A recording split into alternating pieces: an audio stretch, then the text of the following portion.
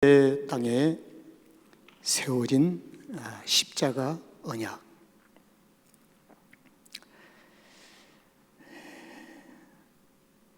우리는 어디에서 구원을 받았습니까? 이 질문을 우리 모두에게 한번 던져봅니다. 우리는 어디에서 구원을 받았습니까? 그리스도인들의 동일한 이 답은 딱 한 곳을 가리킬 것입니다. 십자가. 십자가 외에는 구원이 없습니다. 아무리 구원을 만들고 바벨탑처럼 쌓아보아도 높이 올라가도 그것은 구원이 없습니다. 구원은 오직 한 곳, 그곳 십자가에 구원이 있습니다. 약속의 땅을 눈앞에 둔 모압 평지에 있는 이스라엘 백성들에게 여러분들은 어디서 구원을 얻었습니까? 라는 질문을 한번 던져보는 것입니다. 그런데 많은 백성들이 이렇게 답을 해요. 유월절 얘기합니다. 유월절. 그들은 문설주의 어린 양의 보혈의 피로 문설주의 바른 안에서 밖을 내다보니 밖은 온통 죽음의 사자가 지나갔습니다. 그런데 유일하게 그 안에만 살아있는 거예요. 그래서 저 죽음에서 구원받았다 해서 이스라엘 백성들은 출애굽기 21장의 말씀을 외쳤을 것입니다. 유월절 얘기합니다.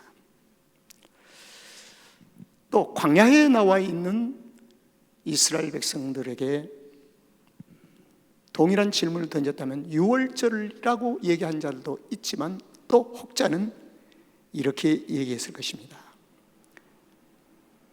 민수기 21장 8절에 보니까 십자가가 하나 세워졌더라고요.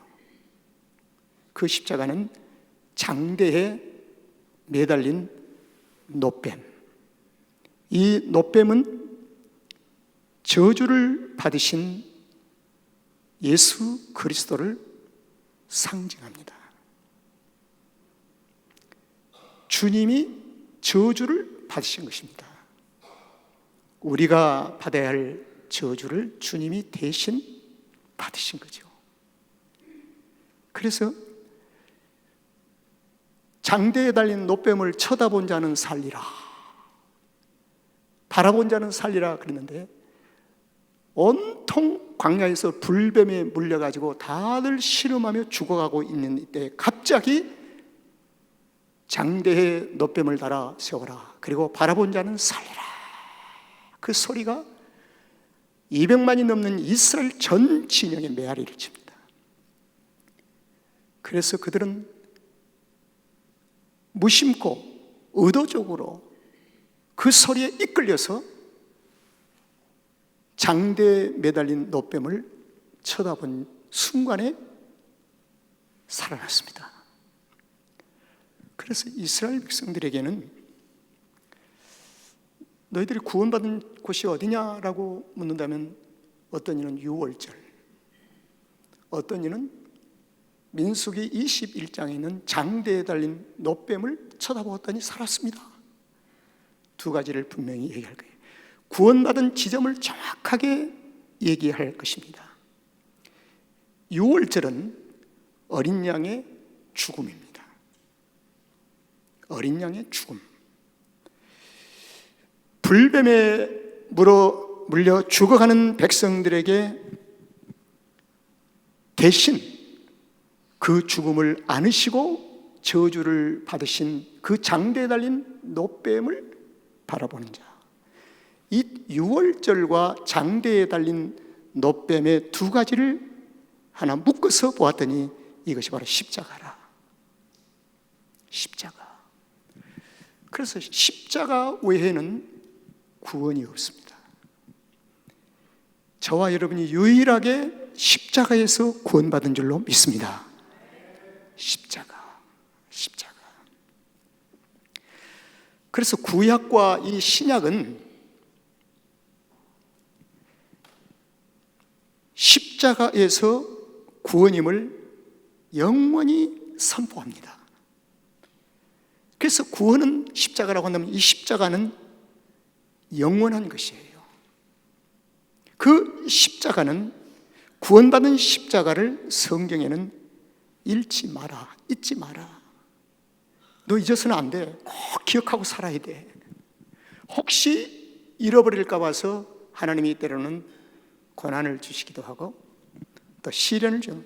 자유분방하게 자기가 하나님의 은혜인 줄 모르고 날뛰는 자에게 하나님 때로는 가림막이를 주시고 또 장벽을 만드시고 때로는 엉덩이를 때리시면서 고난과 시련을 통해서 다시 십자가를 보게 합니다. 하나님의 궁극적인 이 목적은 십자가를 잊지 말고 십자가를 보라는 것입니다. 십자가를 바라보는 삶은 일시적인 삶이 아니라 단회적인 사건이 아니고 연속성이요 영원히 바라보며 살아야 합니다. 그래서 성도에게는 십자가를 바라보고 십자가를 잃지 않는 것이 가장 우선입니다. 우리의 질병 고침보다도 먼저예요. 무너진 삶의 어떤 문제를 회복하기 이전보다도 먼저가 십자가를 바라봐야 돼요. 왜? 십자가 안에 우리의 질병의 치유와 회복이 있고 십자가 안에 우리의 무너진 삶을 회복시킬 수 있는 모든 방법이 십자가 안에 능력이 있다는 것입니다. 그래서 십자가를 먼저 바라보라는 것입니다. 그래서 성경은 시간의 역사, 그 다음에 공간, 환경은 어떤 형태이든지 구원받는 그곳을 영원히 잊지 말라고 기억하라고 합니다. 어떤 환경에서 기억하고 살아라. 왜? 오직 그곳에서 많이 죽음에서 생명으로 옮겨진 곳이기 때문에. 그래서 성경은 에베소서 6장 17절의 이 말씀을 보면은 구원의 투구를 쓰라고 얘기를 합니다. 구원의 투구는 썼다 벗었다 하는 것이 아니라 쓰고 살아라는 거예요. 성도가 이 땅에서 구원받고 살아가는 삶의 소원은 전쟁터입니다. 영적 싸움의 현장이에요. 오늘도 내일도 싸우면서 살아야 합니다. 싸움 전쟁터에서 투구를 벗어버리면 안 되지요. 그래서 구원의 투구를 쓰라 이 말은 구원을 기억하라. 머릿속에서 구원을 잊지 말라는 것입니다. 늘 구원을 생각하고 살아라. 구원. 그래서 이 구원은 십자가로부터 출발을 합니다. 애굽에 세워진 십자가가 광야에서도 세워지더니 마침내는 요단강을 건넌 후에 약속의 땅에 들어가서도 여전히 하나님께서 십자가를 세워두고 계셨습니다. 이게 중요하다고 말이죠. 십자가는 애굽에서만 필요한 것이 아니고 광야에서만 필요한 것이 아니고 하나님의 약속의 땅에 들어가서 그곳에서도 하나님은 십자가를 세우시고 기다리고 계시다는 거예요. 여러분, 약속의 땅은 신약의 용어로 표현한다면 어딜까요? 예수 그리스도 아닙니다. 우리가 그리스도의 밖에 있다가 그리스도 안으로 들어가는 것입니다. 이것은 약속의 땅으로 들어가는 것입니다. 그러면 그리스도 안에서 십자가 없는 그리스도 안의 삶이 가능할 것인가? 왜 그리스도인가? 그리스도 메시아는 십자가를 가리킵니다. 주 예수 그리스도 안에 있는 너희에게 문안하노라. 이 말은 약속의 땅 안에 있는 너희에게 문안하노라. 이 말은 십자가가 있는 곳에 너희에게 내가 문안하노라, 그 말입니다. 저와 여러분이 크리스찬이라고 믿고 인정한다면 이 시간 아멘으로 한번 화답해 보세요. 아멘. 그러면 그리스도 안에 있는 우리에게는 반드시 십자가가 중심을 이루고 있는 거예요. 하나님의 약속의 땅에 들어가거들랑 모압 평지 끝에서 하는 얘기입니다. 하나님께서 모세를 통해서 너희들이 약속의 땅으로 들어가거들랑 반드시 먼저 십자가 앞에 모여라, 그 말입니다. 이것이 오늘 본문 말씀이 우리에게 던지는 중요한 메시지예요. 그래서 이 본문 말씀에 보니까 십자가가 너무 선명한 거라. 그래서 이 본문 말씀 속에서 십자가를 여러분들에게 지금 소개하고 있는 것입니다.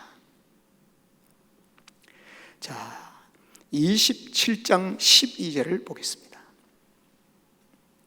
27장 12절 보세요. 너희가, 그 다음에 읽어주세요. 너희가, 그 다음에 거기까지만요. 요단을 건넌 후에 약속의 땅에 들어가거들라. 요단을 건너는 것은 하나님의 영원한 나라에 들어가는 것입니다. 요단. 그래서 요단이 중요해요. 유월절도 중요하고 홍해도 중요하고 요단도 중요합니다. 요단이 우리에게 던지는, 그리스도인들에게 던지는 상징적인 의미는 거룩함으로 하나님 나라에 들어간다는 것입니다. 그 거룩함은 스스로 거룩해 줄 수가 없기 때문에 우리에게는 그리스도의 보혈의 피가 지금도 지나간 피가 아니라 살아있는 보혈의 피가 그리스도인들의 삶을 이 시간도 적셔주고 있습니다. 그래서 그리스도의 보혈의 피의 공로 의지하여 거룩함의 옷을 입고 우리가 요단을 건너는 것입니다. 요단을 건넌 후에 성경에 보니까 두 개의 산을 하나님이 딱 준비해 두셨어요. 두 개의 산. 그리고 두 개의 산으로 하나님 모이도록 명령을 하십니다. 그 산이 그리심산과 에발산입니다. 이 그리심산과 에발산에서 오늘 저는 십자가와 영광스러운 부활을 찾아보려고 합니다. 에발산과 그리심산 두 산을 하나님이 준비하시고 다 모이도록 하셨으니 오늘 약속의 땅에 세워진 십자가의 언약을, 이 제목을 좀 더 쉽게 이해하기 위해서 오늘 본문의 말씀이 행동으로 옮겨진 현장으로 한번 여러분을 안내하려고 합니다. 그게 여호수아서 8장이에요. 오늘 본문의 말씀은 모압 평지 끝에서 앞으로 요단을 건넌 후에 행할 일을 말씀하셨고, 오늘 여호수아서 8장 30절부터 35절까지는 모세의 후계자인 누구요? 여호수아의 영적인 지도 아래서 그 명령을 그대로 수행한 곳이, 현장이 오늘 이 본문의 말씀이라, 여호수아의 말씀이에요. 그래서 여호수아의 말씀을 잘 보겠습니다. 때에 여호수아가 이스라엘 하나님 여호와를 위하여 에발산에 한 뭐요? 여기서 강조합니다. 에발산에 뭐요? 한 단을 쌓았으니, 이 단을 제가 강조하고 있습니다. 그 다음에 두 번째로 31절에 단, 꼭 기억하세요. 이는 여호와의 종 모세가 이스라엘 자손에게 명한 것과 모세 율법책에 기록한 대로 철 연장으로, 다음에 여러분 시작, 다듬지 아니한 새 돌로 만든 단이라. 이걸 강조합니다. 철 연장으로 인공적으로 인간이 다듬어서 만든 것이 아니라 자연 그대로 있는 다듬지 아니한 새 돌을 만든 단이라. 이걸 꼭 기억하세요. 그 다음에 무리가 여호와께, 그 다음에 두 가지 제사, 시작. 번제와 화목제를 그 위에 드렸으니, 세 번째입니다. 그 다음에 32절을 보겠습니다. 여호수아가 거기서 모세 기록한 율법을 이스라엘 자손의 목전에서 그들에게 어떻게 해요? 기록했다. 하나님의 말씀을 기록했다는, 명령한 말씀을 기록했다. 기억하세요. 그 다음에 온 이스라엘과 장로들과 유사들과 재판장들과, 그 다음 여러분들이 읽으세요. 시작. 본토인뿐만 아니라, 그 다음에요, 이방인까지. 이것이 로마서의 성취가 됩니다. 예수 그리스도의 복음은 선택받은 선민인 이스라엘만이 아니라 헬라인이나 유대인이나 남종이나, 이미 하나님의 거룩한 구원 계획은 모든 인류를 위하여 헬라인이나 유대인이나 남종이나 여종이나 보편성인 하나님의 구원을 이미 계획하고 계시다는 것입니다. 그래서 본토인뿐만 아니라 섞여져서 애굽에서 나온 사람들까지, 또 이방인들까지, 그 다음이 중요합니다. 또 여호와의 언약궤를 맨 레위 사람들, 언약궤. 조금 여러 가지 지금 가지수가 많아서 다 암기가 힘들겠지만 그냥 따라오세요. 중요합니다. 언약궤의 좌우에 서대 절반은 어느 산이에요? 그리심산.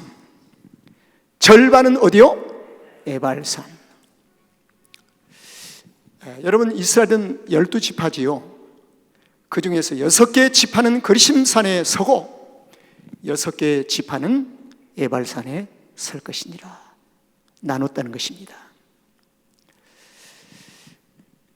이는 이왕의 여호와의 종 모세가 이스라엘 백성들에게 축복하라고 명한 대로 함이라. 그 다음에 그 후에 여호수아가 무릇 율법책에 기록된 대로 축복과 저주와는 율법의 모든 말씀을 어떻게 해요? 낭독하라. 낭독했다는 겁니다. 축복도 낭독하고 저주도 낭독하라. 그 다음에 마지막 35절 다 같이 시작. 모세 명한 것은 여호수아가 이스라엘 온 회중과 여인과 아이와 그들 중에 있는 동거하는 객들 앞에서 낭독하지 아니한 말이 하나도 없었다. 이건 완전한 순종을 가리킵니다. 하나님이 모세에게 명하신 그것을 들은 대로 여호수아가 완전하게 하나도 남김없이 낭독했던 것입니다. 자, 이제 이렇게 한번 정리를 하겠습니다. 먼저 에발산에 대해서 말씀드리려고 해요. 에발산. 오늘 여기 말씀해 보니까 그리심산에 단을 만든 것이 아니라 에발산에다가 단을 만들려고 했어요. 이게 중요한 의미입니다. 이제 우리가 조금 더 이해를 돕기 위해서 에발산은 저주의 산이고 그리심산은 축복의 산입니다. 이 두 개가 선명해요. 어느 정도 선명하냐면요, 에발산은 나무 한 뿌리가 살 수 없는 바위하고 민둥산, 벌거벗은 산입니다. 근데 건너편에 있는 그리심산은 수목이 우거진 산입니다. 그래서 그리심산은 축복의 산이요, 에발산은 저주의 산입니다. 저주의 산도 6개 지파가 서고 축복의 산도 6개 지파가 섰으니 도대체 저주의 산에 세운 6개 지파는 무슨 죄 때문에 저리로 서게 되었는지, 이 말씀은 오늘 할 수 있는 시간이었는데요, 왜 그렇게 나누게 되었는지 이걸 신명기 마치면서 좀 말씀을 드리려고 합니다. 한 가지 여러분 힌트를 드린다면, 그리심산에는 야곱의 본 합법적인 아내 레아와 라헬의 소생이 6지파가 섰습니다. 그리고 에발산에 선 6개의 지파 중에 루벤과 스불론은 레아의 합법적인 아내의 자손인데, 이쪽 에발산에 2지파를 세우고 4지파는 첩으로 소생되어진 4지파가 이쪽에 섰으니, 여기 하나님의 심오한 깊은 우리에게 주는 교훈의 진리가 있지 않겠는가 하는 생각을 갖고 접근을 다음에 한번 해보려고 합니다. 자, 6개 지파가 세워졌는데, 다듬지 아니한 돌판으로 단을 쌓는 것은 이사야서 53장 2절에서 얘기를 합니다. 고운 모양도 없고 풍채도 없은즉 우리의 보기에 흠모할 만한 아름다운 것이 없는 분이 계셨으니, 그분이 누구예요? 예수 그리스도시라. 이 말은 하나님 되신 그 거룩하신 분이 사람의 추한 모습을 입으시고 고운 모양도 없고 죄로 얼룩져버린 우리의 인간의 몸을 입으시고 인자로 이 땅에 오셨으니, 그분이 축복의 산으로 혹이 오시기 위해서 예루살렘의 성 안으로 들어간 것이 아니라, 그분은 성 바뀐 민둥산인 에발산으로 그분이 오실 수밖에 없다는 것입니다. 예수님이 이 땅에 오신 것은 죄인을 구원하러 이 땅에 오셨다는 것입니다. 죄인 가운데 오시기 때문에 에발산에 십자가가 세워지는 것이 지극히 당연한 것이라. 여러분, 그래서 다듬지 아니하는 돌판으로 철 연장을 써서 다듬지 말고 그냥 있는 그대로 해라. 인위적으로 사람이 다듬어서 아름답게 하려고 하지 마라. 있는 그대로 내놓아라. 저와 여러분이 주님 앞에 설 때 있는 그대로, 이 모습 이대로 벌거벗은 모습으로 주님 앞에 세움받을 때 진정한 구원이 시작된 것입니다. 죄인됨을 고백하는 거예요. 죄인됨을. 그래서 이 다듬지 아니하는 돌은 메시아를 상징하기도 하고 동시에 죄인된 우리를 가리킵니다. 왜 그러냐? 메시아와 우리가 연합되어 버렸기 때문에 동시에 가리켜요. 그 다음에 이 단 위에다가 2가지 제사를 드리라고 했어요. 번제와 뭐요? 화목제라. 번제는 불살라버리는 것이죠. 예수님이 십자가에서 죽으신 사건을 번제라고 합니다. 그리고 번제의 제물을 하나님 앞에 드림으로 말미암아 하나님과 우리 사이 원수되었던 관계를 하나님께서 중간에서 화목제물이 되어 주셨으니, 우리를 화목해 하셨으니, 이 에발산에 번제와 화목제를 드리라고 하는 것은 십자가가 보여요, 안 보여요? 십자가가 안 보이면 안 되죠. 십자가가 보이는 거예요. 십자가. 그리고 그 가운데 언약궤를 맨 제사장이 살아있습니다. 언약궤는 하나님의 임재하심, 하나님이 그곳에 임재하신다. 율법의 모든 말씀을 낭독하라, 하나도 빠짐없이 낭독하라. 이 말은 축복만 얘기하지 말고 저주도 말하라. 성경은 저주도 가리키고 있어요. 이렇게 살지 아니하면 저주를 받으리라, 이렇게 살면 축복을 받으리라. 2가지 다 동시에 가리켜라. 그래서 랍비들은 이렇게 율법 낭독을 12가지, 24개로 구분을 합니다. 하나는 뭐냐? 축복을 선포를 12개, 저주를 선포를 12개. 동일하게 저주의 선포도 말씀이요, 축복의 선포도 말씀이라. 이걸 통틀어서 모든 율법이라고 얘기합니다. 그래서 성도는 저주를 거부하고 축복만 선택할 권리가 없습니다. 교회 성경 보니까 이 저주 이거 보기도 싫어. 내게 막 내 가슴에 딱딱 걸리고 내 형편을 그래서 넘겨버리고. 이것은 이미 크리스천의 삶을 포기하는 것입니다. 이걸 통과해야 돼요. 그 말씀 앞에서 아멘으로 받아들여야 돼요.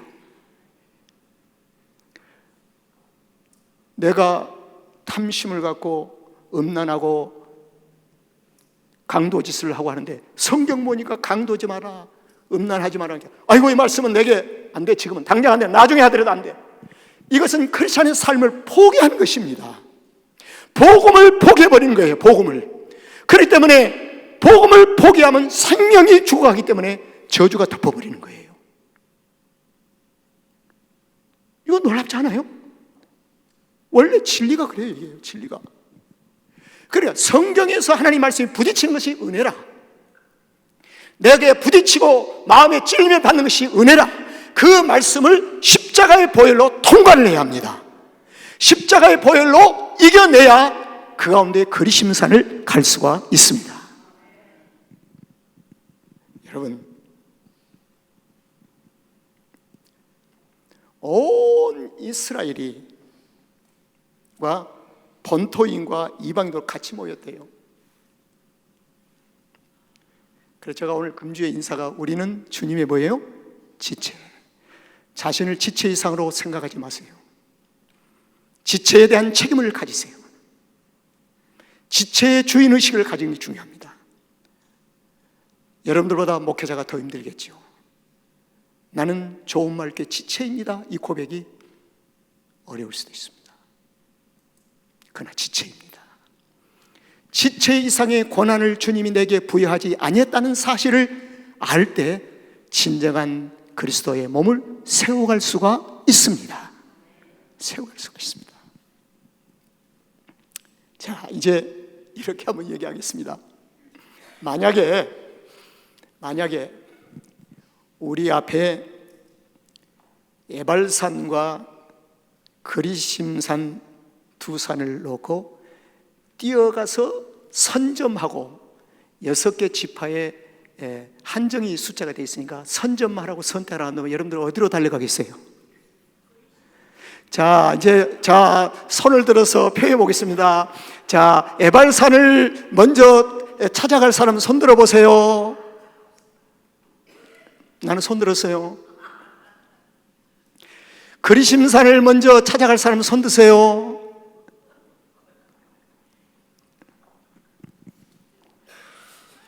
근데 성경이 이렇게 정의합니다. 그리심산은 반드시 어디를 먼저 가야 돼요? 에발산을 먼저 선택하지 아니하면 그리심산을 갈 수 있어요, 없어요? 없어요. 그래서 내 혼자 손든 게 맞아요, 틀려요? 맞아요.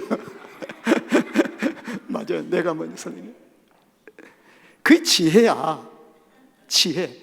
이 말은 십자가 없이 어떻게 부활에 갈 수가 있는가 하는 문제입니다. 십자가의 죽음이 없이 어찌 부활의 영광에 갈 수가 있겠는가 그 말입니다.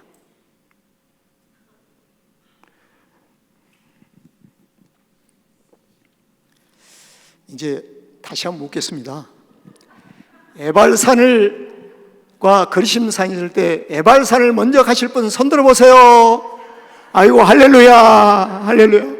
감사해요, 감사해요, 감사해요, 감사해요. 이것이 주님이 원하신 바라. 이것이 주님께서 우리에게 하신 뜻입니다. 그러나 오늘날 현대 교회들이 에발산을 취하고 그리심산만 자꾸 얘기해서 성도들을 영적으로 핍절하게 만든다면 이것은 복음이 잘못 전달되고 있지 않는가 하는 생각입니다. 듣기는 좋아도 삶의 능력이 없어요. 듣기는 편해도 삶의 복음의 능력이 체험되지 않습니다. 그럼 에발산에 가면 어떤 일이 벌어질까요? 이제 에발산에서 벌어질 일에 대해서 좀 말씀드리겠어요. 여러분 신약성경 한 군데는요, 에발산에서 우리가 찾아갔을 때 벌어지는 사건이 너무나 놀라운 사건이 벌어집니다. 자, 갈라디아서 한번 2장 보세요. 바로 이 사건이 벌어지는 거예요. 에발산을 선택해서 찾아간 우리 가운데서 일어나는 사건. 내가 그리스도와 함께 십자가에 못 박혔나니 그런즉 이제는 내가 산 것이 아니요 오직 내 안에 그리스도께서 사하신 것이라. 이제 내가 육체 가운데 사는 것은 나를 사랑하사 나를 위하여 자기 몸을 버리신 하나님의 아들 이름을 믿는 믿음 안에서 사는 것이니라. 이 사건이 일어나는 거예요. 어디서요? 에발산에서. 에발산에서 이 사건이 나는 거예요. 그래서 에발산의 진정한 삶을 경험하지 못하면 우리는 성숙한 그리스도인의 삶의 자리에 설 수가 없습니다. 신앙생활의 연조는 여기까지 갈 줄 모르지만 나의 속사람은 성장하지를 않습니다. 매우 심약합니다. 쉽게 무너집니다. 자, 에발산을 선택한 우리가 일어날 사건, 이 사건은 남의 사건이 아니고 뭐예요? 나의 사건이에요. 자, 갈라디아서 2장 20절 다 같이 한번 읽겠습니다. 시작. 함께 십자가에 못 박혔나니 그런즉 이제는 내가 산 것이 아니요 오직 내 안에 그리스도께서 사신 것이라. 이제 내가 육체 가운데 사는 것은 나를 사랑하사 나를 위하여 자기 몸을 버리신 하나님의 아들을 믿는 믿음 안에서 사는 것이니라.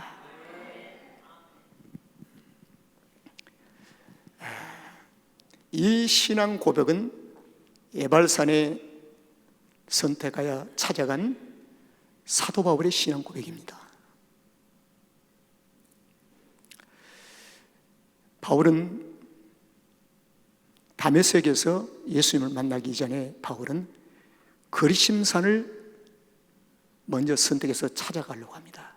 그런데 그리심산이 용납하지를 않습니다. 받아주질 않아요. 그래서 목마름이 있는 거예요. 견딜 수가 없는 거라 그냥 바울이 가슴을 치면서, 그리고 남에게 정감, 너 때문에 내가 저기 그리심산을 못 가는 거야. 그러면서 막 정죄하기를 시작합니다. 남을 공격하기를 시작합니다. 바울의 몸부림을 칩니다. 그러나 그 상태는 바울은 영원히 그리심산을 들어갈 수가 없습니다. 그는 다메섹 도상에서 핍박을 받으신 예수 그리스도를 만나게 됩니다.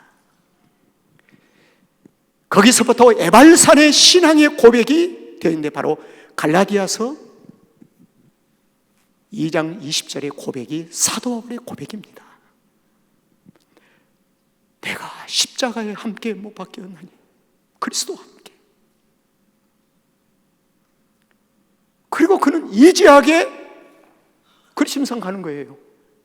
이지하게 그리심산 갑니다. 성령의 9가지 열매가 맺습니다.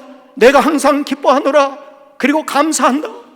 그리심산의 놀라운 축복의 열매가 아주 이지하게, 애쓰고 힘써도 아니 되었는데 이지하게. 왜? 에발산의 이 신앙의 고백 때문입니다. 에발산의 이 신앙의 정직한 고백이 우리 안에 있을 때 우리는 그리심산은 쉽게 갈 수가 있어요.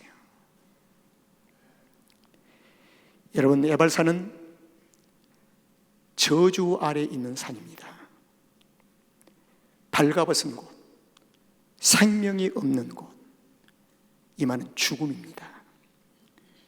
십자가는 예수님이 십자가를 가지시고 이 땅에 메시아로 오실 때에 벌거벗은 곳으로, 생명이 없는 곳으로, 성 밖에 있는 골고다의 언덕 위로 오신 겁니다. 골고다 언덕 위. 이 말은 죽음을 찾아가셨다는 것입니다. 에스겔서 37장은 마른 골짜기에 마른 뼈, 거기를 하나님이 찾아가신 겁니다. 메시아 되신 예수 그리스도가 찾아가셔서 생기를 불어넣으심으로, 생명을 주심으로 그 마른 뼈들이 살이 붙고 살아났습니다.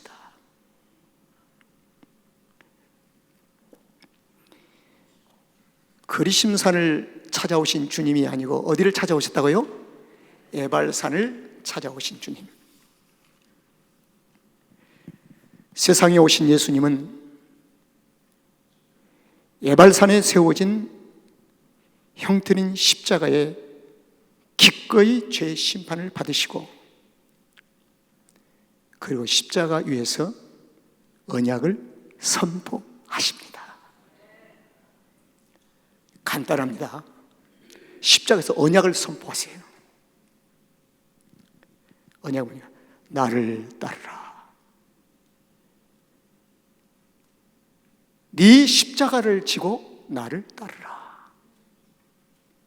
간단했어요, 언약이. 너는 나와 함께 낙원에 있으리라. 나는 길이요 진리요 생명이니.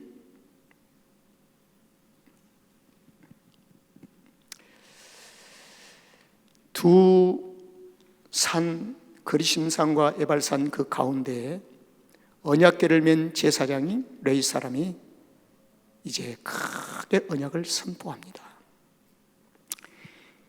에발산에서 12개의 저주를 선포하고 그리심산에서 12개를 선포할 때 양쪽 다 12지파 전체가 합심하여 너희는 응답하라.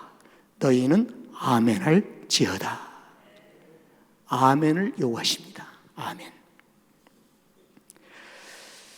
이 말은 약속의 땅 안에서 지금 이루어질 사건입니다. 그리스도 안에서 이루어지는 사건이에요. 온 세상이 듣도록 큰 소리로 아멘할지어다 합니다.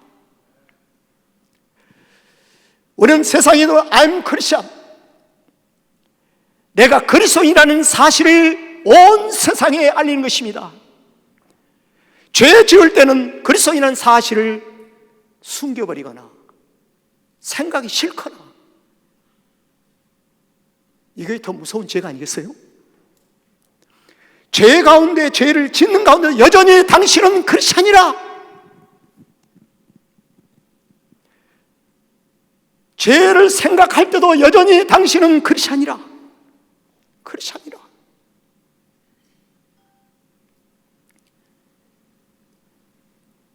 그리고 그리심산과 에발산에는 양쪽에 있는 6지파가 쌍방울에 서로 듣도록, 그래서 울려오도록, 이걸 교제를 가리킵니다. 교제. 아멘할지어다. 그러니까 에발산에 있는 성도들이 아멘, 이렇게 저쪽에서도 아멘하고, 아멘이 신앙 고백이 되어진 것입니다. 바로 에발산과 그리심산 터 위에 신약의 주께서 내 교회를 세우리라. 교회를 주님이 세우신 겁니다. 그래서 하나님의 백성들에게는요, 2개의 양날개가 주어졌습니다. 에발산과 그리심산. 에발산은 십자가가 세워진 곳이고, 그리심산은 무덤이 없는 빈 무덤, 죽음이 없는 곳인데 풍성함과 부활을 가리킵니다. 그래서 신약의, 구약의 에발산과 그리심산은 주님의 십자가와 빈 무덤, 부활을 가리킵니다. 신약의 양날개가 조화를 이룰 때, 여러분, 이 말씀이 오늘 설교를 정리하면서 이런 도움이 될 것 같아서 말씀드립니다. 요한복음 21장에 보면요,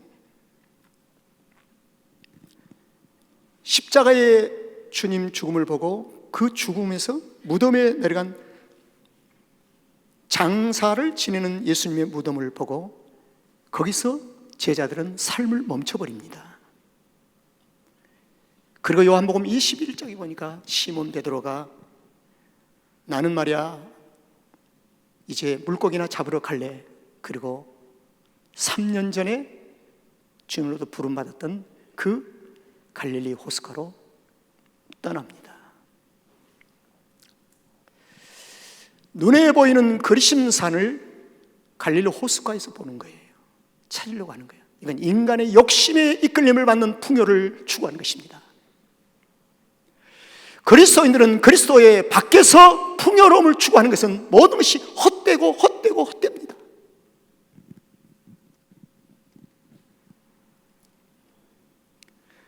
그런데 밤이 맞도록 하나도 못 잡았어요. 그때 주님이 가실 때 그 주님은 무덤에 머물러 계신 주님이 아니라 부활하신 주님이었습니다. 그 주님이 찾아가서, 왜 찾아가서 시몬 베드로의 마태복음 16장의 신앙 고백의 터 위에 찾아간 겁니다. 구원이 있기 때문에. 그래서 고기 잡았느니 밤이 맞도록 고기 못 잡았어요. 그래, 배오른편에 한번 던져라. 그래서 그들이 그물을 배오른에 던집니다. 그물을 탁 잡아당기는데 그물을 끌어올릴 수가 없는 거예요. 큰 고기를 끌어올려서 보니까 163마리라. 그런데 성경은 이렇게 기록합니다. 163마리가 잡혔는데 세상 것 같으면 로또처럼 163마리가 잡힐 수도 있어요. 끌어올리다가 찢어져 버려요. 끌어올리다가. 어제 중앙일보에서 보니까 하루아침에 일확천금을 가졌던 자가, 로또에 당첨된 자가 4년에서 5년에 다 탕진해 버린대요. 다 없어진대요. 없어져요. 왠지 모르게 없어진대요. 그리고 모든 것이 부서져 버린대요. 그물이 찢어진대요. 그런데 요한복음 21장에서 중요한 요절을 기록하고 있는데 보니까 163마리가 가득 차서 그물이 찢어질 만큼 성경 기록하고 있습니다. 그런데 찢어지지 아니하고 올렸다고 했으니 이것이 바로 예수 그리스도의 그리심 산에서 받은 풍요로움이던 하나님의 축복입니다. 하나님의 주신 축복은 영원한 줄로 믿습니다. 세상의 욕심에 의해서 무엇인가를 쌓아보려고 하면 찢어질 수밖에 없다는 것입니다. 자, 그리고 난 후에 주님이 이제 십자가의 언약을 갱신합니다. 시몬 베드로에게. 그 갱신이 뭔 줄 아시죠? 요한의 아들 시몬아, 네가 이 사람보다 나를 더 사랑하느냐? 이 사랑은 십자가입니다. 십자가 이상 하나님의 사랑을 온전히 우리에게 표현할 수 있을까요? 십자가. 여기서 십자가의 언약이 나오는 거예요. 이 사람보다 나를 더 사랑하느냐? 주께서 다 하시지 않습니까?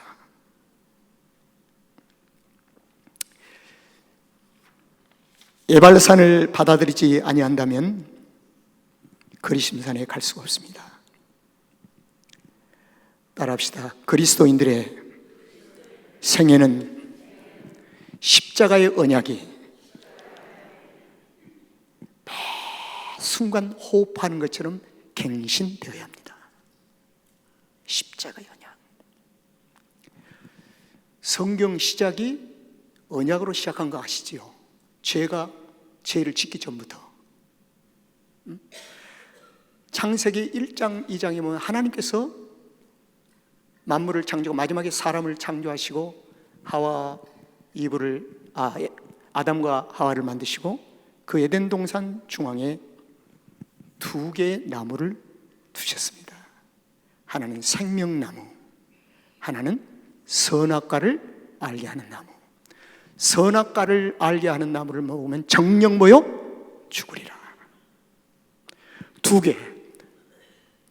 날마다 선택하며 살라는 것입니다. 하나님은 왜 선악과를 남으시나요? 아니올시다. 그게 아니고요. 하나님 모든 마음으로 말씀으로 만드시되 우리 사람은 하나님의 형상대로 빚었기 때문에 하나님은 인격적으로 당신과의 관계를 유지해 가기를 원하십니다. 인격적인 관계. 복종적이고 너희고 종적인 관계가 아니라 인격적인 관계로 끌어가기를 원하세요. 자발적이고 능동적으로 하나님 앞에 감사하며 살기를 원하십니다. 그런데 그들은 선악과를 알게 하는 나무를, 열매를 먹어버린 겁니다. 자, 우리는 선택하며 살아야 합니다. 무엇을 선택할 것인가? 십자가를 선택해야 할 줄로 믿습니다.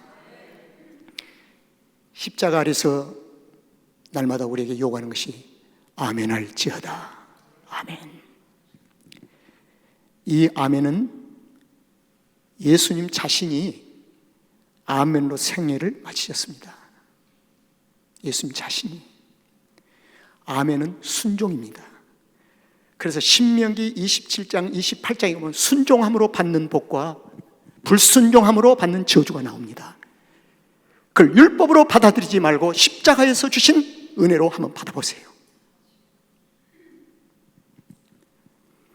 그래서 예수님은 요한계시록 3장 14절에 자신을 아멘이신 그리스도라고 합니다. 자신을 아멘으로요. 아멘은 완전 순종을 가리킵니다. 자, 따라합시다. 모세는 완전한 순종한 사람이다.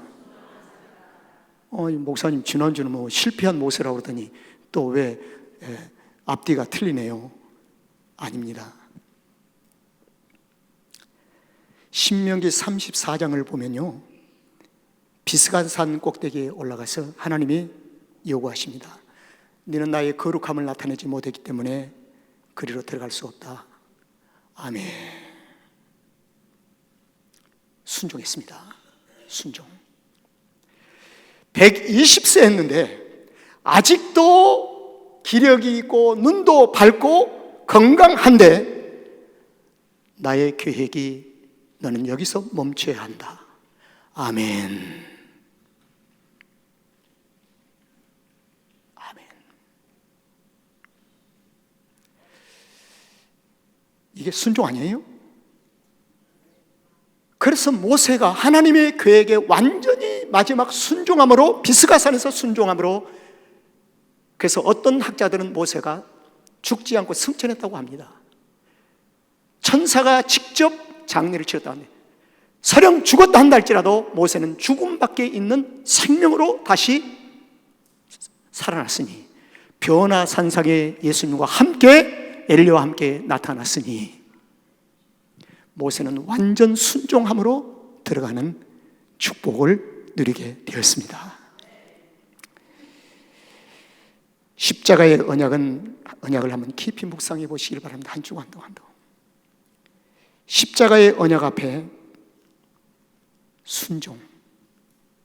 너는 이 사람보다 나를 더 사랑하느냐 하는 이 울림이 여러분의 심령 속에 한 주간 있기를 주의 이름으로 축원합니다.